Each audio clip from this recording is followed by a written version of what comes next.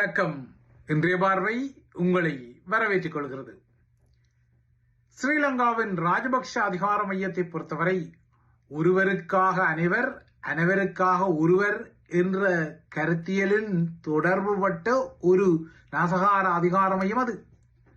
ராஜபக்ஷக்களின் மடியில் 3 சதிக்கோட்பாட்டு சூத்திரதாரிகள் இந்த நாசகார மிஷனுக்காக ஒரு காலத்தில் இருந்த கதை நீங்கள் அறிந்த கதை. உங்களில் சிலர் இந்த கதையை அறிந்திருப்பீர்கள், சிலர் அறியாமலும் இருப்பீர்கள். இந்த சதிக்கோட்பாட்டு சூத்திரதாரிகளில் முக்கிய தலைக்கிடாயாக கபில கெந்த விதாரண என்ற முகம் உள்ளது. 2வது இடத்தில் அந்த கபில கெந்த விதாரணவின் புலனாய்வு வாரிசாக கருதப்பட்ட, இப்போது ஸ்ரீலங்காவின் பயங்கரவாத தடை சட்டத்தின் கீழ் உள்ளே தூக்கி போடப்பட்ட சுரேஷ் சாலை இருந்தார். 3வது முகம் கொஞ்சம் வித்தியாசமான முகம், மாத்தி ஜோசி பாணியிலான முகம். இந்த முகத்துக்கு பேராசிரியர் சக அனைத்துலக பாதுகாப்பு ஆய்வாளர் என்ற வெளிப்பூச்சு உண்டு.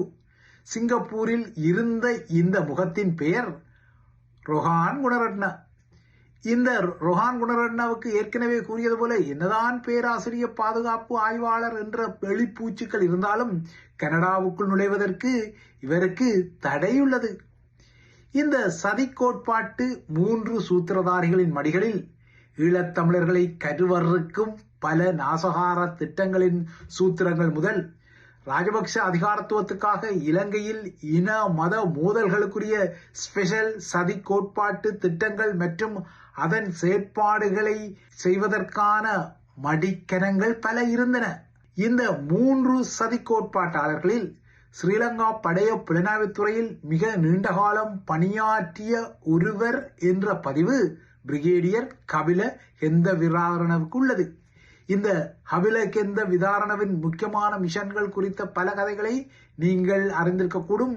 அவற்றில் பல கதைகள் தமிழர்களை கருவறுக்க போடப்பட்ட மிஷன்களாக இருந்தன.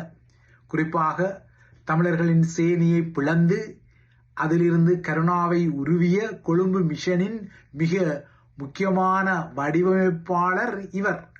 ஒரு கட்டத்தில் படைய பங்காளி போட்டியால் அப்போதைய இராணுவ தளபதி சரத் பொன்சேகாவுக்கும் இவருக்கும் முறுகல் ஏற்பட்டதால் சரத் பொன்சேகாவால் பதவியிலிருந்து கடாசப்பட்ட கபில கெந்த விதாரண அதற்காக பின்னர் ராஜபக்ஷக்கள் சரத் பொன்சேகாவை உள்ளே தூக்கி போடும் அளவுக்கு தனது சதிக்கோட்பாட்டு மிஷனை நீடித்திருந்தார். அது அவர்களுக்கு இடையிலான ஒரு பங்காளி சண்டையாக இருந்தது. இவ்வாறாக சரத் பொன்சேகாவை உள்ளே தூக்கி போட்ட நகர்வுக்கு கபில கெந்த விதாரண செய்த பங்களிப்புக்காக அவரை ராஜபக்ஷக்கள் பதவி உயர்த்திய விடயமெல்லாம் நீங்கள் அறிந்த விடயம். சண்டே லீடர் பத்திரிகையின் ஆசிரியர் லசந்த விக்ரமதிங்கவின் பச்சை குருதி படுகொலைக்கும் கபில கெந்த விதாரணைக்கும் இடையிலான தொடர்புகள் ஊரறிந்த உலகறிந்த பிரகசியமான விடயங்கள். இவர் ஸ்ரீலங்கா புலனாய்வு துறையில் பணிபுரிந்தாலும் சீனாவின் ஒரு உளவாளி என்ற கதைகள் எல்லாம் அக்கறையில் இந்தியாவிலும் உலக அரங்கில் அமெரிக்காவிலும் இருந்தன. இது குறித்த பரபரப்பான கதைகள் எல்லாம் வந்தன. ராஜபக்ஷக்களின் இந்த 3 சதி கோட்பாட்டாளர்களில், அதாவது கபில கெந்த விதாரண, சுரேஷ் சாலே மற்றும் பாதுகாப்பு ஆய்வாளராக கருதப்படும் ரொஹான் குணரட்ன ஆகிய இந்த 3 முகங்களில் சுரேஷ் சாலே தான் இப்போது உள்ளே இருக்கின்றார், மற்றவர்கள் வெளியே இருக்கின்றார்கள்.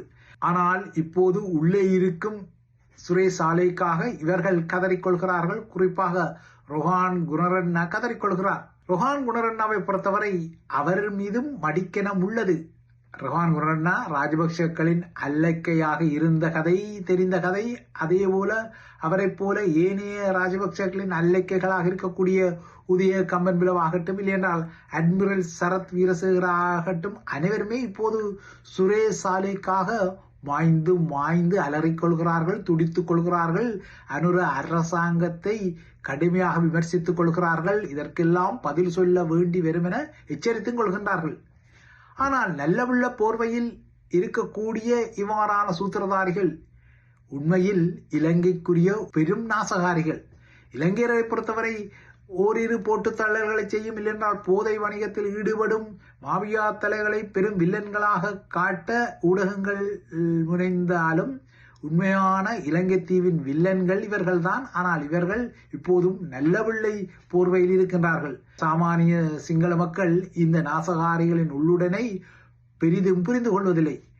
மாறாக இன்று இந்தியாவின் மும்பை நகரிலிருந்து கொழும்புக்கு கொண்டு செல்லப்பட்ட போதை மாபியா பாதாள முகங்களில் ஒரு முகமான அருமகந்தி, ஜனித், மதுசுங்க ஆகிய பொடில்லசி போன்ற பாதாள முகங்கள் குறித்து தான் அவர்கள் பெரும் கதைகளையும் திகில்களையும் பெற்றுக் கொள்கின்றார்கள். அவர்கள்தான் இலங்கை தீவை கருவறுக்க வந்த தலைகள் என எண்ணிக்கொள்கிறார்கள். ஆனால் உண்மையில் இலங்கை தீவை கருவறுக்க வந்த பல தலைகள் இன்றும் நல்லவிள்ளை போர்வையில் சமூகத்தில் உலாவிக் கொண்டுதான் உள்ளன. இப்போது அண்மையில் அங்குரேகுட பகுதியில் ஒரு வழக்கறிஞரும் அவரது மனைவியும் படுகொலை செய்யப்பட்ட சம்பவம் குறித்த பரபரப்பு செய்திகளை எல்லாம் சிங்கள மக்கள் பெற்றுக் கொள்கிறார்கள். புதிய புதிய கதைகளை இவர்களை மையப்படுத்தி ஸ்ரீலங்கா காவல்துறையும் சொல்லிக் கொள்கின்றது. அவ்வாறாயின் சிங்கள மக்கள் மத்தியில் இவர்கள் வில்லன்கள் தான். அவர்கள் உள்ளது உள்ளபடியே இந்த பாதாள முகங்கள் வில்லன்களாகத்தான் இருக்கின்றார்கள். ஆனால் ஈஸ்டர் தாக்குதல்கள் போன்ற பெரும் கூட்டு படுகொலைக்கு திட்டங்களை போட்ட, இல்லையென்றால் சதி கோட்பாடுகளை வரைந்த நாசகாரிகளை இன்னமும் எத்தனை சிங்கள மக்கள் துல்லியமாக அடையாளம் கண்டிருக்கின்றார்கள் என்பது ஒரு முக்கியமான விடயம். தற்போது ஸ்ரீலங்காவின் பயங்கரவாத தடை சட்டத்தின் கீழ் 72 மணி நேர தடுப்பு காவலில் வைக்கப்பட்டு விசாரிக்கப்படும் சுரேஷ் சாலையின் அவகாசம் நாளையுடன் முடிவுக்கு வரலாம் என எதிர்பார்க்கப்படுகின்றது. இந்த நிலையில் மேலதிக விசாரணைகளுக்காக அவரை 90 நாட்களுக்கு, அதாவது 3 மாத காலத்துக்கு தடுத்து வைத்து விசாரணை செய்வதற்குரிய அனுமதியை ஸ்ரீலங்கா சிஐடியினர் கோரியுள்ளதான செய்தி கசிவுகள் எல்லாம் வருகின்றன. ஆனால் சுரேசாலே மேலும் 90 நாட்களுக்கு தடுத்து வைக்கப்படுவாரா, இல்லையென்றால் இது ஒரு புலிவாலை பிடித்த கதையாக மாறிவிடும் என்ற குறுகுறுப்பில் அனுர அரசாங்கம் இவரை இந்த 72 மணி நேர தடுப்பு காவல் விசாரணையின் பின்னால் வெளியே விடுமா என்பது இனிமேல் தான் தெரிய வரக்கூடிய ஒரு விடயமாக இருக்கின்றது. ஈஸ்டர் தாக்குதல்கள் இடம்பெற்ற போது சுரேசாலே நாட்டில் இல்லை என ரொஹான் குணரண்ணா தனது மூளையை கசக்கி பிழிந்து ஒரு விடயத்தை கூறுகிறார். அதாவது நாட்டில் இல்லாத சுரேசாலை எவ்வாறு ஈஸ்டர் தாக்குதல் சூத்திரதாரியாக அடையாளப்படுத்தப்பட முடியும் என்ற ஒரு தர்க்கத்தை பெரிய புத்திசாலி போல ரொஹான் குணரண்ணா எழுப்பிக் கொள்கிறார். ஆனால் சுரேசாலைக்கும் ஈஸ்டர் குண்டு தாக்குதல்களை நடத்திய சஹ்ரான் குழுவுக்கும் இடையிலான சந்திப்பு இந்த தாக்குதல், அதாவது 2019 ஏப்ரலில் ஈஸ்டர் தினத்தன்று நாசகார தாக்குதல்கள் இடம்பெற்ற நாட்களில் இடம்பெற்ற சந்திப்பு அல்ல. மாறாக இந்த தாக்குதல்களுக்கு முன்னர், ஒரு வருட காலத்துக்கு முன்னரே புத்தளத்தில் ஒரு தென்னந்தோட்ட பகுதியில் சுரேசாலை சஹ்ரான் குழுவை சந்தித்ததான செய்திகள் எல்லாம் உள்ளன.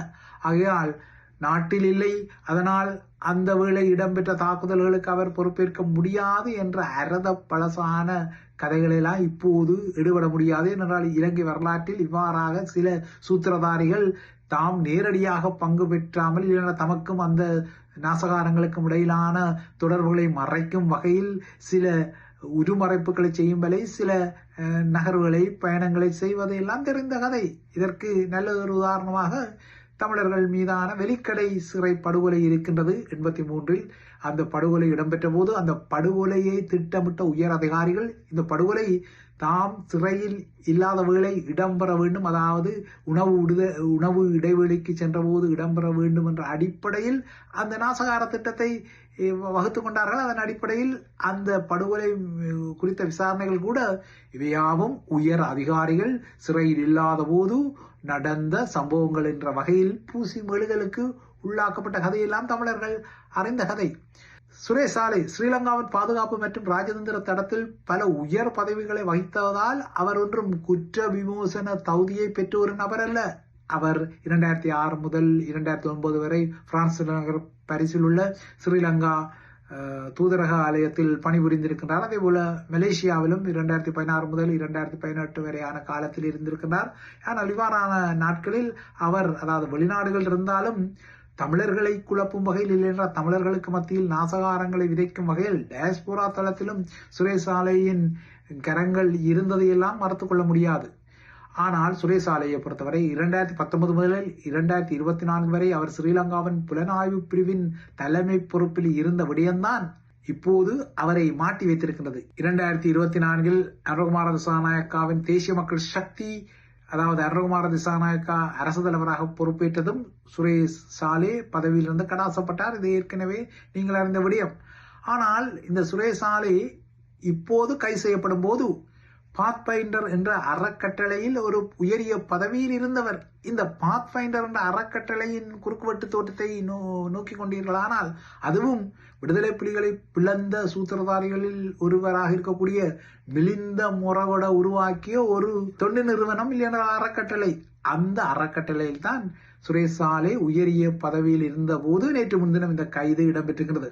ஆகையால் பல சதி கோட்பாட்டு சூத்திரதாரிகள் எல்லாம் கட்சி ரீதியாக வெவ்வேறாக இருந்தாலும் ஒரே தளத்தில் இருக்கும் விடயங்கள் எல்லாம் அம்பலப்படுவதால் ரொஹான் குணரட்னா அலறிக்கொள்வது போல, இல்லைனால் ஸ்ரீலங்காவின் அட்மிரல் சரத் வீரசேகரா குளறிக்கொள்வது போல, உதய கம்மன்விலா வகையரா புலம்புவது போல சுரேஷ் சாலை ஒன்றும் அப்பாவி அல்ல.